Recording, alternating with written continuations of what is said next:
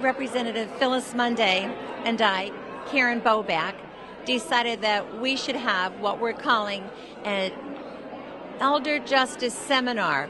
And that encompasses a lot of ideas, Elder Justice Seminar. Our whole purpose is to help arm our seniors, those we represent, with the tools necessary so they could avoid fraud, so they could avoid financial exploitation, so they could avoid abuse. And I think today's program, with all of the speakers who were right on point, helped us in our quest to protect the constituents that we serve.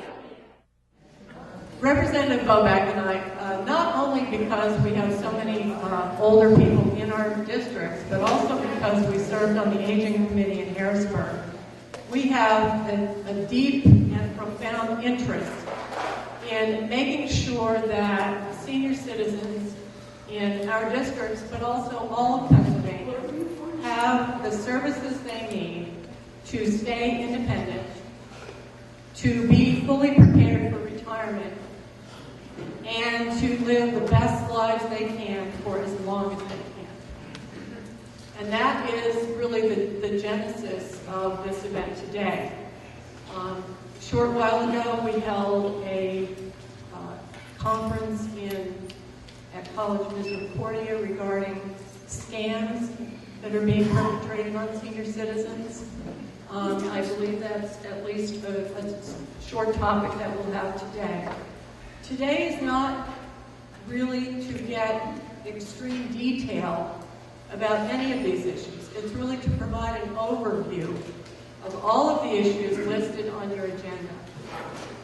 The format is we're going to have the speakers first, one after the other, and then we're going to ask them to sit at the tables over here.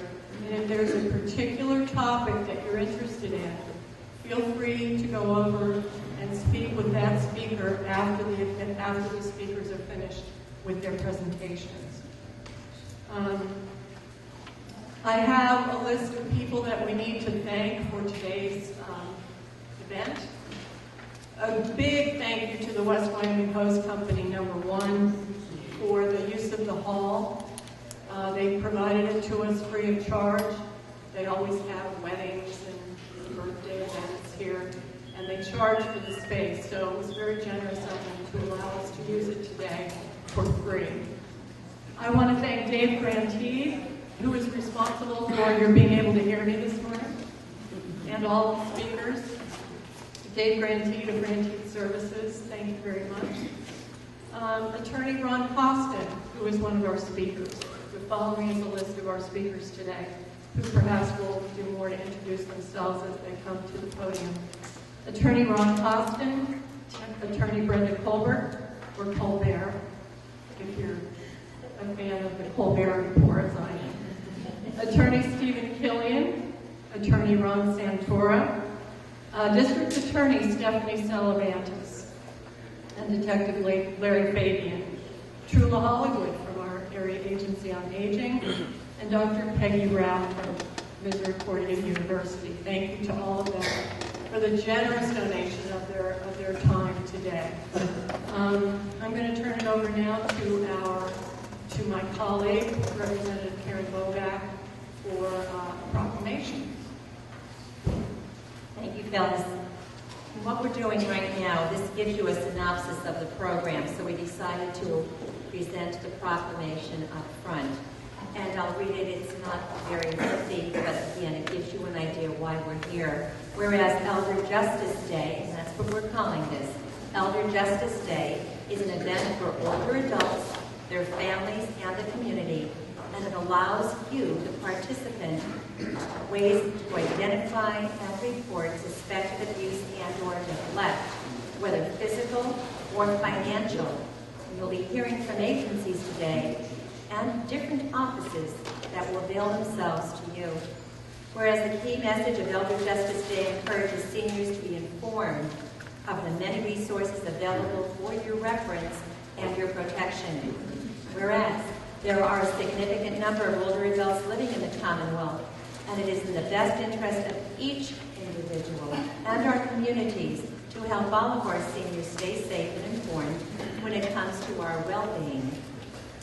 Phyllis and I, and the Area Agency on Aging, the Elder Abuse Task Force, and other local and state authorities have committed ourselves to providing protection and information to our seniors with today's Elder Justice Seminar. Again, this will focus on the agencies that bill themselves to you. Older adults who may be experiencing physical or financial abuse can utilize these resources and the information that you learned today. Now, therefore, the House of Representatives of the Commonwealth of Pennsylvania and Representatives Phyllis Munday and myself, Karen Boback, proclaim that this day, October 9th, 2013, be known as the Elder Justice Day in Luzerne County, and we encourage all citizens to recognize the value of reporting suspected crimes against the elderly. And I would like to present this to Tula Hollenwood, who is the director of our Area Agency on Aging.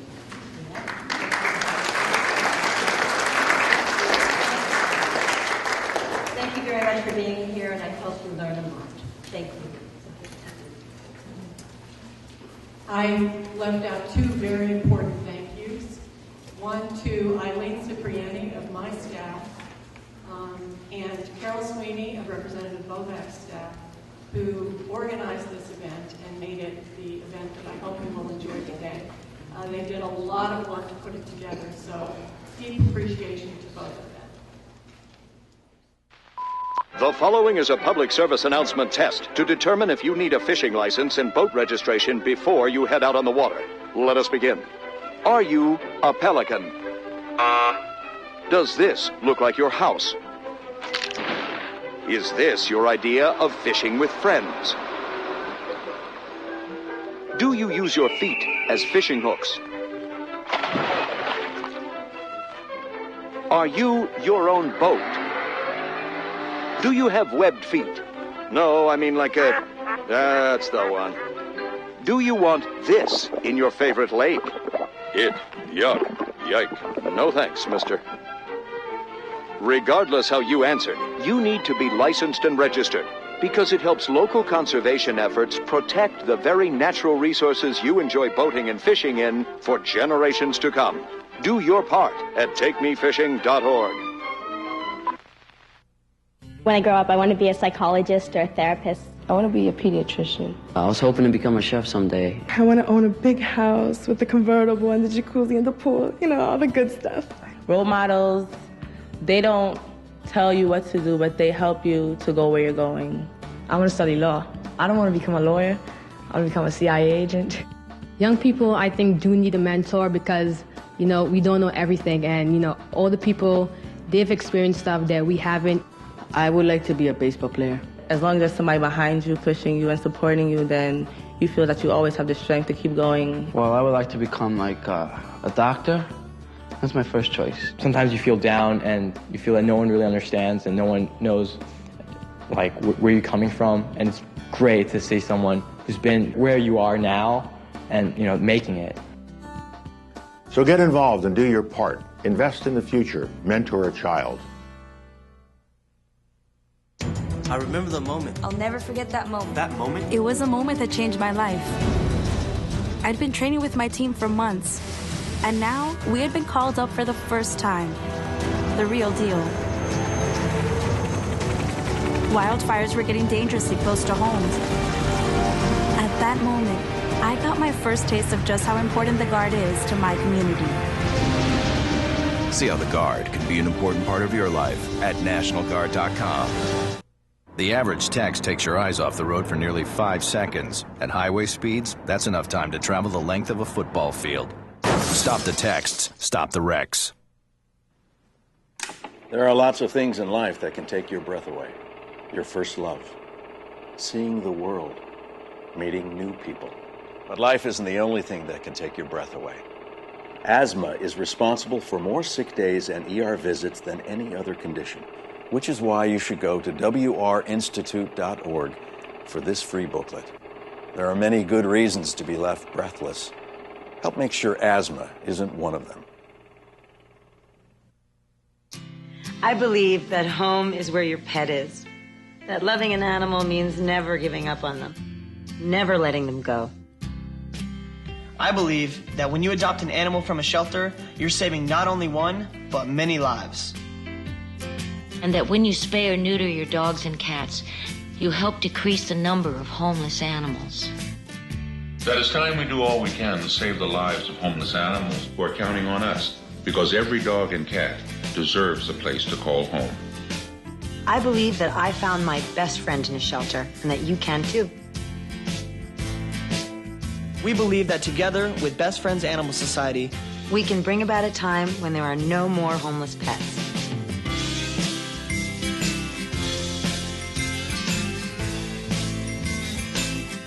Please visit our website at ambassadors.bestfriends.org to find out more. Thank you so much from both Representatives Bobeck and Mundy. They've been so involved in our Elder Abuse Task Force, and we're deeply, deeply grateful for the time and the energy that they have contributed to our task force and for this event today. As Phyllis had said, there is only a little bit of time for the speakers today, so as they give you the information that they have, they would also not have time for questions, but will be available throughout the day for you. And now it is my pleasure to introduce to you our first speaker, Dr. Ronald Costin. I am very pleased to be able to introduce Mr. Costin because he has been involved also with our Elder Abuse Task Force since its inception. Dr. Costin has earned a doctorate at the Temple University School of Law, as well as a doctorate at the University of Pittsburgh as well in social work, yes. He has worked as the director of the Institute of Protective Services with Temple University for 13 years, and that's how long I've known him. He's been a great help to the network. Dr. Costin also provides legal, educational, and program development to healthcare providers serving the elderly and disabled for Forensic Associates in Harrisburg. Previously, Dr. Costin served as the Deputy Attorney General during the years of 1989 to 1997. Dr. Costin has devoted his life to bringing to the forefront the abuse of the elderly that is so often a hidden problem, as well as education and prevention of all types of abuse. Dr. Costin serves on the Elder Abuse Task Force for Luzerne and Wyoming County and has been a great asset in providing education to many facets in our community. So welcome, Dr. Costin. He is going to speak on principles and practices of elder justice. Well, good morning, everyone. Can everyone hear me? I'm happy to be here with such a distinguished group of citizens and of political leaders. I thank you for this opportunity. I'm very interested in elder abuse because I've been told that the beginning of self-interest is the best thing that you can do. And now that I somehow have reached 66 years, and I can remember yesterday when I was 18. Now, I don't know what happened, in between, but I tell you, it has moved rapidly, and here I am, 66 years old. People keep saying to me, when are you going to retire? And I said, well, I ran the Coroner's Education Board for the state of Pennsylvania for many years, and I said, I think I'm going to keep working until Graham Hetrick shows up. Graham Hetrick is the coroner of Dauphin County, where I live. He once said to me as he was leaving, he said, Ronnie, I hope you see me the next time I see you. It took me a minute to catch on to what Graham was saying to me. But I'm happy to be here today because one of the things that is near and dear to my heart is the Northeast. I spent many years at Marywood University teaching there. I was an assistant district attorney over in Lackawanna County, and then from there went on to be a deputy attorney general down in Harrisburg. And now I teach at Temple University at a number of branch programs that we have throughout the Commonwealth. My focus, however, here today is in my role as the director of what's called the Institute on Protective Services. What we try to do is to work with county commissioners, state representatives, people that run the area agencies on aging, the district attorney, the police departments, to uncover what has been a silent epidemic throughout Pennsylvania and much of the United States. And that silent epidemic has been theft of assets from older adults, has been neglect by family members of older adults, has been neglect of older adults in caregiving facilities such as personal care homes and nursing homes. Part of the difficulty is that many older citizens in Pennsylvania, by the time they get into a caregiving circumstance, a nursing home or a personal care home, their family members have either died off, have moved to other parts of the country, or are themselves disabled. And so about 60 to 70% of folks that are in nursing homes or personal care homes have no one from the outside that comes in to see them. And as a consequence, if they are neglected, whom do they have to report that neglect to? Unfortunately, it's no one. So part of what we're trying to do in working with all of the public officials we work with, and with working with the area agencies on aging, the police, the district attorneys, is to proactively involve ourselves in reaching out to older adults to help them to understand that there is justice for them. What is justice? Justice is fairness. Justice is giving to people what they should have. And so that's an appropriate name for today, elder justice. And what we're here to do is to help you help yourselves. I can't do anything about your circumstance. I can't get the district attorney involved. I can't get the police involved unless I know about it. And the only way we learn about these issues is if you reach out, if you are a victim. A lot of people are embarrassed. We had a case down in Philadelphia. It was an older adult. She was in her late 80s. The only family member she had was a granddaughter. The granddaughter was a heroin addict. But the granddaughter did come and go to the grocery store for her once a month, and did come and go to the pharmacy once a month to get her prescriptions, okay?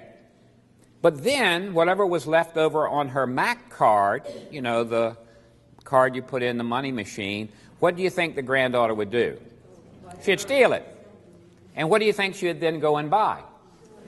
Heroin, absolutely. So this had been reported to the police, to the Area Agency on Aging, and I went out with them to interview this lady. And this lady said, listen, I don't have any electricity, I don't have any gas to heat with, because my granddaughter has taken that money. But she says, you know, she's the only person that walks through the door to see me. She's the only person that sees to me getting groceries. She's the only person that takes concern about my prescriptions being filled. And so she said, if you were to pick her up tomorrow and arrest her, I would say it's a gift, that I was giving this to her. And she said, I never thought I would have to come to the point in my life where I would have to pay people to come to see me. She said, but that's the condition I'm in.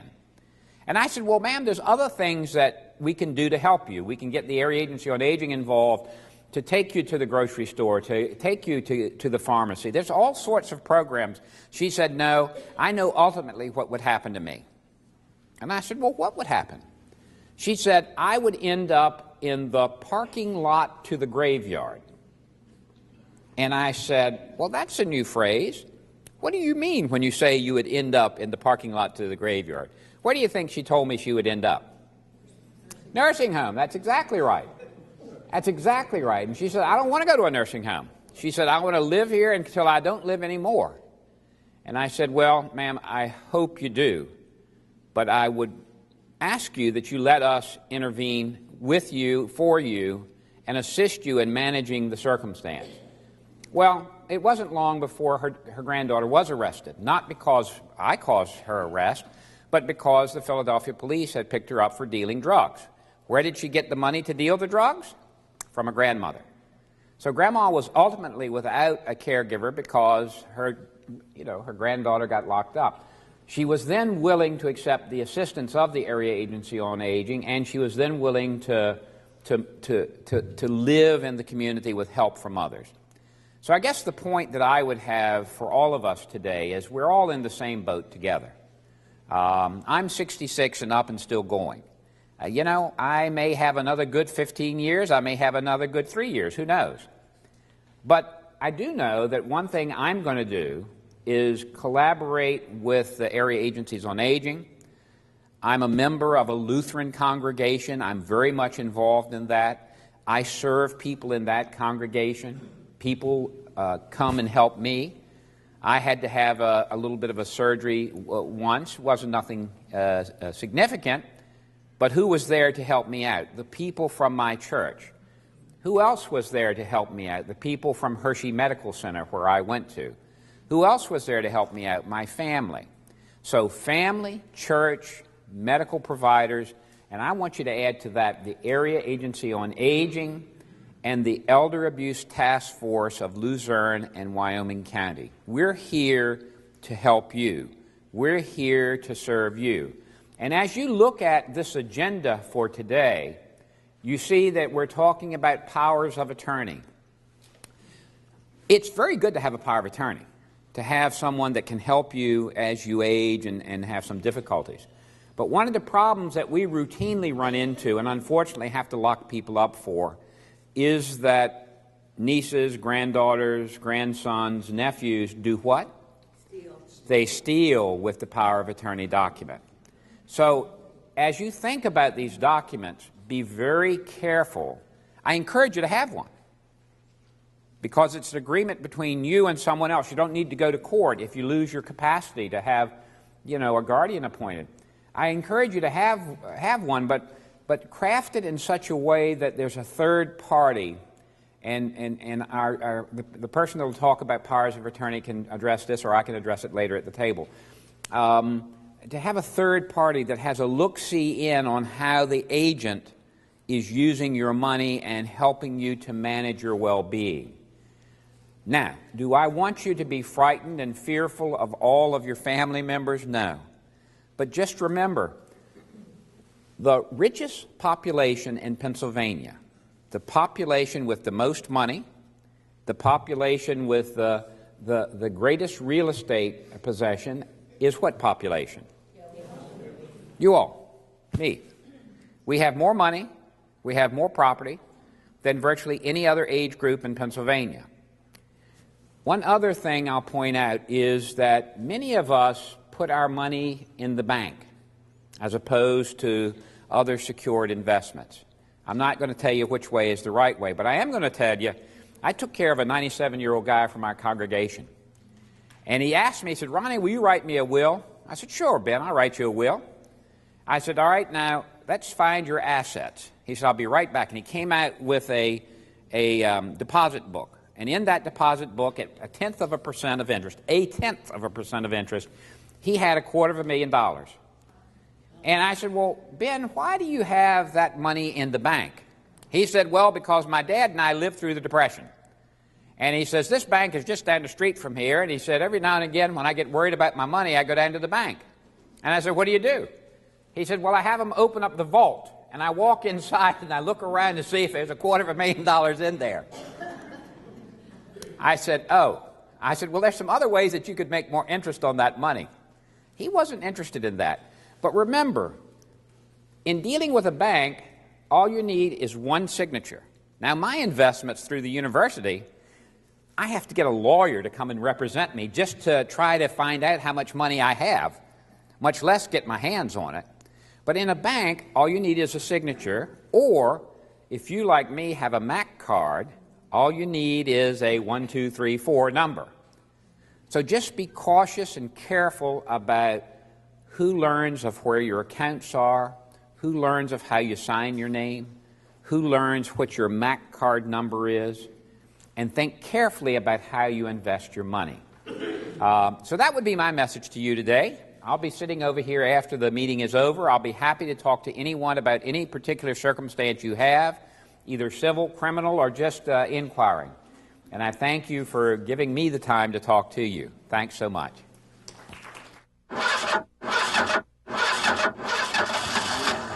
For the millions living with COPD, breathing becomes a real struggle. COPD stands for chronic obstructive pulmonary disease, but you may have heard of it as chronic bronchitis or emphysema. Over time, it makes it harder and harder to breathe until you feel like you're breathing through a straw. COPD is the 4th leading cause of death in the U.S. It kills 1 person every 4 minutes, and it took my grandmother. An estimated 24 million Americans are affected, but as many as half of them don't even know it. It's a race against time to spread the word about this serious disease. If you're over 35 and have ever smoked, you could be at risk. The good news is, there are steps you can take to improve your symptoms. I'm Danica Patrick, and I drive for COPD. Take action today to breathe better tomorrow. Join the movement at driveforcopd.com, take our screening questionnaire today, and talk to your doctor. Good morning. I want people to do things for me, try to do them myself. Give Daddy a kiss. I don't want no one to look down on me. I was on the way from Kandahar to Kalat, hit an IED that just took the truck and threw it up in the air and slammed it on the ground. Bye-bye. I knew at first that I got hurt pretty bad because I couldn't move my legs. I sat home alone for months, and I didn't want that anymore. I wanted to go back to work. Hello? That's him. I was hesitant at first, because I didn't work for a good year. I want to be a productive person. I don't want to be a drain on society. I want to be a positive thing in society. PBA helped me write my resume, got me a job interview. Let me show you to your office.